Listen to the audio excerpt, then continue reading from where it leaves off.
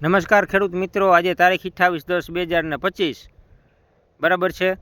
જે આ કમોસમી વરસાદ આજે 3-4 દિવસથી પડે છે એની અંદર ખેડૂતોની હાલત જે કફોડી થઈ છે સાહેબ, એ જોઈ છે આપણે। એ દ્રશ્યો સાહેબ ઓલું ના કે જોવાય નહીં આપણાથી, એવી કફોડી હાલત થઈ છે। અમુક એની અંદર પાછા વિડીયો જોઈને કમેન્ટ નાખે છે કે તમને ખબર હતી તો તમારે આ કાંઈ માંડવી કે કાંઈ જે છે તમારો પાક છે એ સાચવી લેવું તો ને ભાઈ। મારા સોશિયલ મીડિયાના માધ્યમથી ના કહેવું જોઈએ કાંઈ, બરાબર છે। નકામું વધારે થાય એ, કારણ કે મારા હગાવાલા બેન દીકરીઓ, મારી માવડીઓ આ વિડીયો જે જોવે છે એને એમ થાય કે આ બાલી તો હાવ હવે ઓલું ના કે હાવ ઉતરો।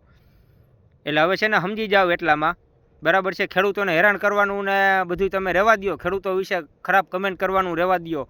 વરસાદ પડતો હોય વરસાદના વિડીયા મૂકે ને એમ કે ભજીયા ખાવાનું મન થાય ને પકોડા ખાવાનું મન થાય ને, ભાઈ ખાવ ને તમને કોણ ના પાડે છે? તમને કોઈ ના પાડે છે?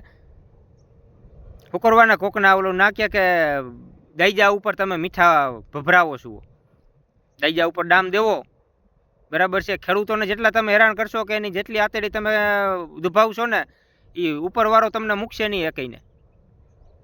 ને ઉપરથી સરકાર એવી રીતે વાત કરે છે।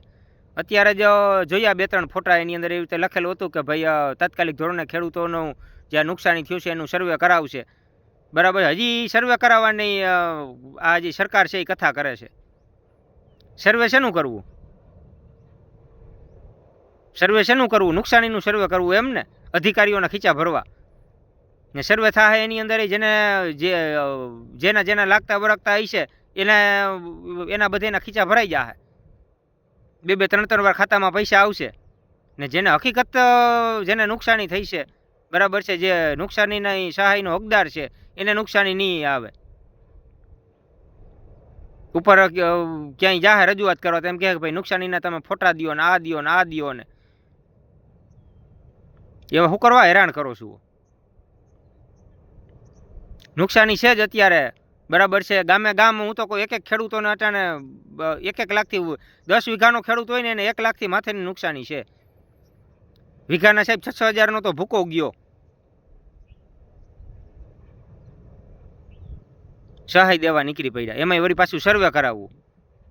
સર્વે કરાવવું હોય તો કરાવો ને। એવું મારી પાસે એવા છે પ્રૂફ એના કે જે ખેતરની અંદર આખા ખેતરમાં ડુંગળી વાવેલી હોય, બરાબર છે, એની અંદર 4 આયરું કે 5 આયરું માંડવીની વાવેલી હોય। હવે ફોટો પાડીને સેટેલાઇટમાં નાખ્યો, ઓકે થઈ ગયો।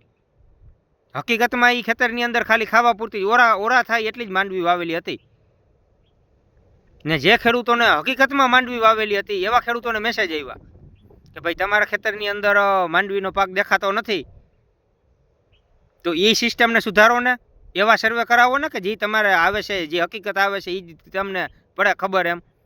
તો એ કાંઈ કરવું નથી, એમની મુઠ્ઠી વારીને મેસેજ નાખી દો બધાના મોબાઈલમાં, આ ફેરા દીકરા હરિયું કાઢશે। તમારું એકાઈ ભાવ સારું થાય નહીં, તમને એમ છે કે તમે હકનો ખાઓ, અટાણી નીંદરની ગોળીઓ લઈ લઈને તમે હુવો છો। શું કરવાના? હજી ઉઘાડ પગાને હેરાન કરો છો તમે। આખું ખેતર ખાલી હોય, કાંજી વાવવા હાટું આખું ખેતર એ વ્યક્તિએ ખાલી રાખેલું હતું, એને મેસેજ નથી આવ્યો મોબાઈલમાં કે ભાઈ તમારા ખેતરની અંદર માંડવી વાવેલી નથી દેખાતી, તો તમારી જે છે એ આપણે શું કહેવાય કે તમારી અરજી નિષ્ક્રિય કરવામાં આવી એમ, કે ફેલ થઈ એમ। તો તમે પ્રૂફ તરીકે તમારી વાડીમાં જઈને ફોટા પાડીને અમને આપો એમ। તો ત્યાં કેમ બેસી ગયું તમારું તંત્ર ને તમારી સિસ્ટમ ને બધું?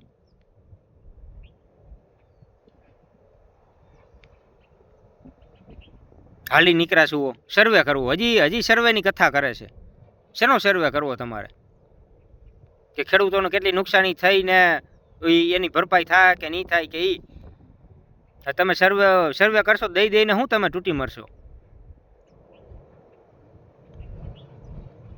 અધિકારીઓના ને આ બધાના ધારાસભ્યોના નેતાઓના પગાર વધારે આવે છે, તો ત્યાં કેમ કોઈ બોલતું નથી, એનો કોઈ વિરોધ નથી કરતું?